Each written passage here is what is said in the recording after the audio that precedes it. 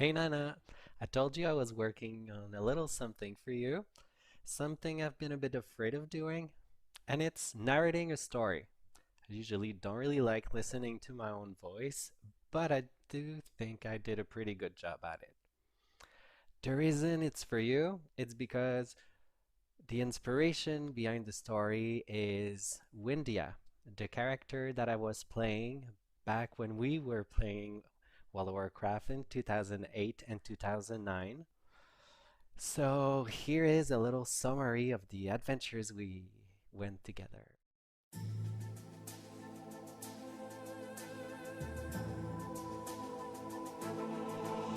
Once upon a time, there was this young and beautiful Draenei huntress named Wyndia. Lost at sea when the Exodar crashed onto Azeroth, she ended up with the Night Elves of Shadowglen and Teldrassil. Being of a different race was not easy for the female Draenei, and she didn't have that many friends. She quickly befriended nature itself and its animals. After completing a hunter training, she started venturing more and more into Azeroth. Soon, she met Dianera and joined the noble Earthen Guardians. With her new best friend's help, she tamed a marvelous Ichiyaki and named her Gypsy. The huntress and her beloved pet traveled to Duskwood on a quest to clear the evil within. As a result, Rocky, a Black Ravager Mastiff, joined her ranks as well. Helping out everyone Wyndia could, she soon became well known across the seas.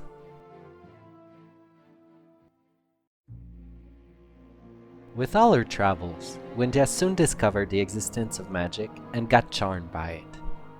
After some reflection, she decided to depart for Coldridge Valley to start her mage training. Harder than it seemed, the anxious Draenei noticed that depending on spells rather than weapons and her companions was quite a challenge. Never discouraged, she worked it out pretty good and focused on frost magic. With the help of a powerful wizard named Vulcan, Wyndia began to understand more and more the energy around her and how to use it. Her friend, Dianera, also taught her the importance of tailoring and enchanting, allowing the mage apprentice to make her own magical gear. Now, Wyndia knows only one thing. She's gonna master her art and become a powerful frost mage in order to restore peace to Azeroth.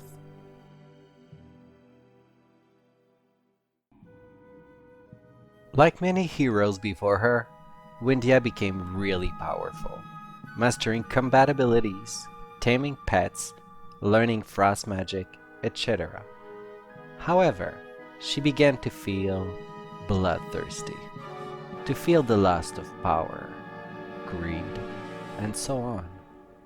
Her feelings became so strong that Prince Arthas himself felt it from his lair.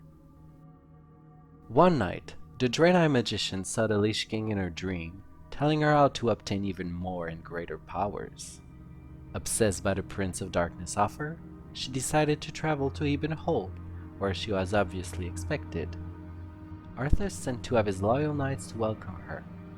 The Death Knights arrived flying on some kind of undead griffin. Not too far from there, Gypsy, Wyndia's loyal pet, watched the scene closely to make sure her mistress wasn't in harm's way.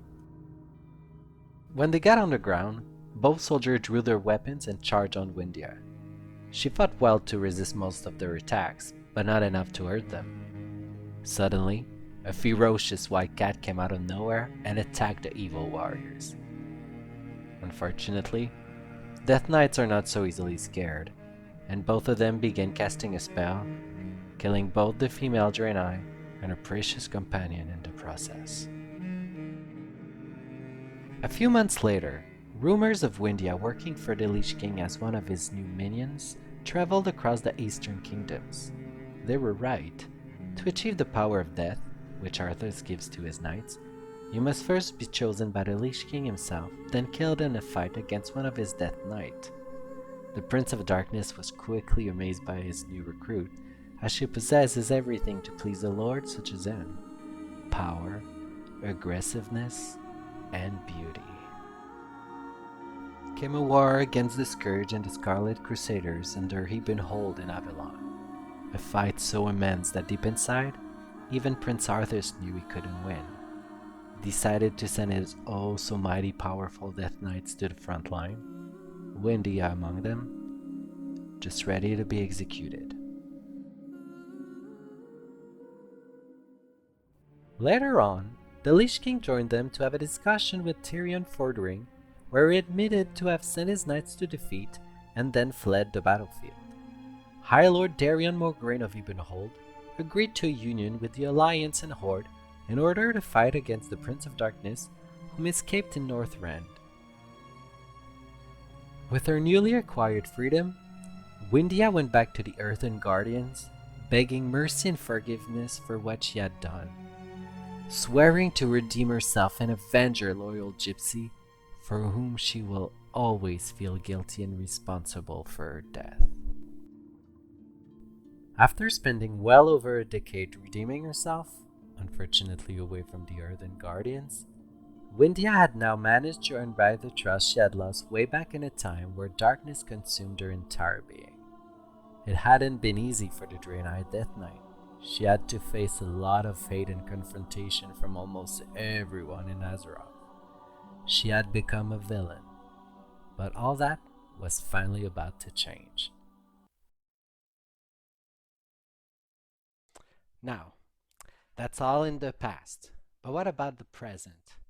I do think it's time for Wyndia's next chapter to arrive, don't you think? Or wouldn't you agree? I know that since the cataclysm, we've all been scattered around the world, different realms even. But I have a hint that if I follow Gurubashi, Wyndia will find her way to you. After the Burning Legion returned and tried to conquer Azeroth by invading the Exodar, the Horde and Alliance made a truce to join forces and fight this common enemy.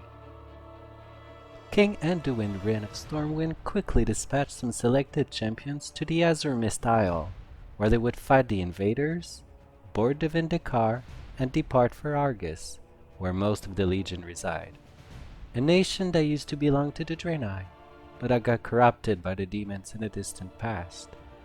This led Dalaran, the floating city, to be moved over to the Broken Isle in order to send reinforcements more efficiently to Argus.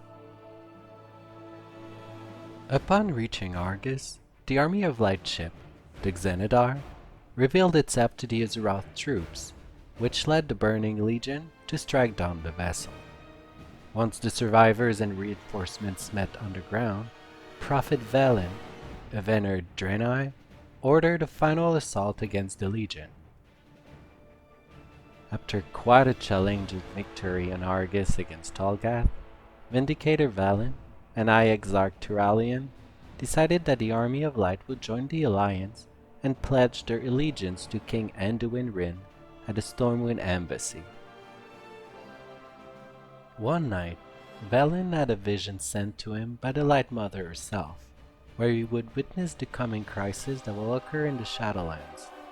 The Light showed him one champion that could turn the tide in their favor, one person alone, a female Draenei Death Knight, and Velen had no idea how to contact her. When he woke up, he found preposterous that the Light Mother would suggest that only a Death Knight could lead them to victory. The Army of Light already featured many highly deemed candidates who has been bathed in the light and who bears a pure heart.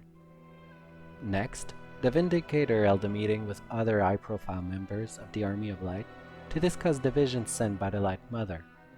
It was decided to summon the Naru to further discuss the matter of this new chosen one.